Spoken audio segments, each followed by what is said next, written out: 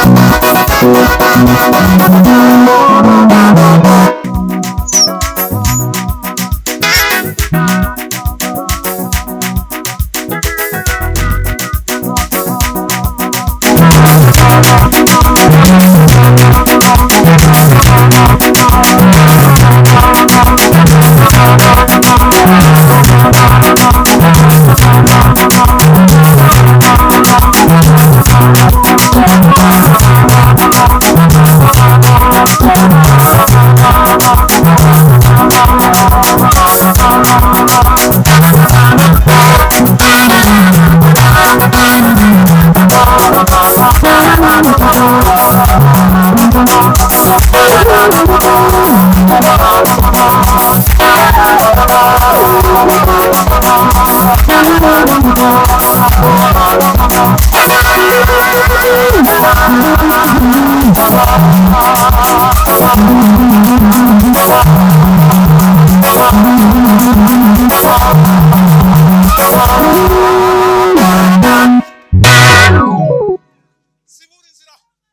Kabasibura inzira hasigaye umunota umwe mwe kabasibura inzira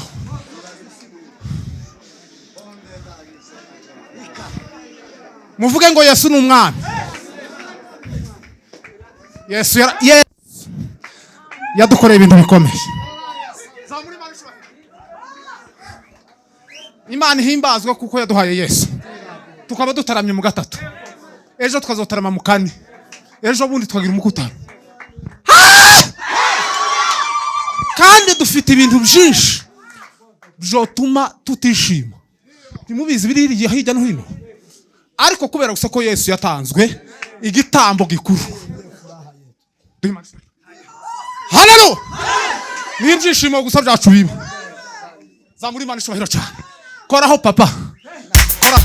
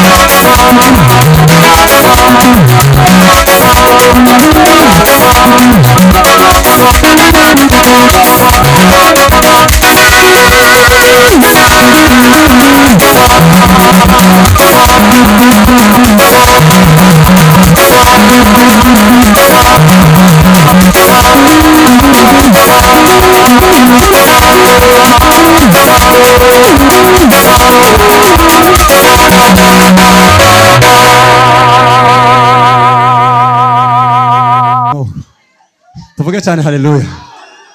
Kubwiriza. Ariko dacu. Abafilipi ibice bibiri umurongo wa 5. Abafilipi ibice bibiri umurongo wa 5. Haravuga ngo mugire wa mutima ari muri Kristo Yesu. Uwo ngo nubwo yabanje kuba Imana, ariko ngo ntiyabonye ko Imana n'Imana ari ikintu cyo kugundirwa. Icambere ngo yemera kuba umuntu. Ico ni icambere. Icakabiri ngo yemera kwambara ubusa. Kwambara iki? Ubusa. Ubusa sinkuko umeze. Ni ubusa nyine. Tuni. Reka mbivuge neza. Twavuga haleluya. Yemeye gusiga Imana. Yemera kuba umuntu.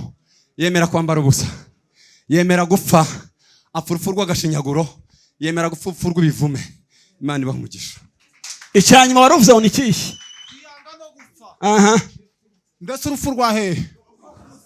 Zamuri Imana